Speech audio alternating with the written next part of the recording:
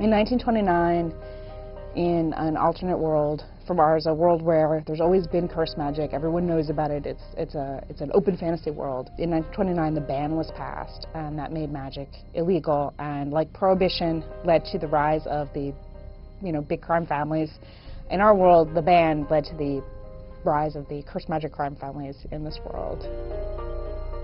I was thinking about magic and magic systems and how they usually work. I was thinking how you often have organizations of magic, like schools of magic, or you have your sort of lone wizard wandering, and maybe takes a student at some point in a kind of medieval master-apprentice kind of system.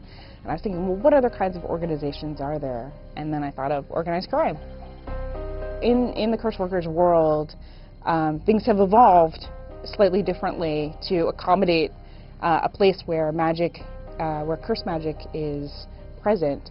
1 in 1,000 people are curse workers, and when they work someone, they have to have their bare hand touching the skin of that person anywhere. People have evolved the practice of wearing gloves because you never know who a curse worker is, and you want to be careful, you want to be sure.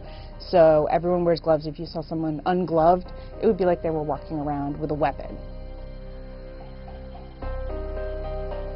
My first 3 books were in dealing with fairy, and in fact pretty much all of my books up till now have been dealing with fairy in some form or another.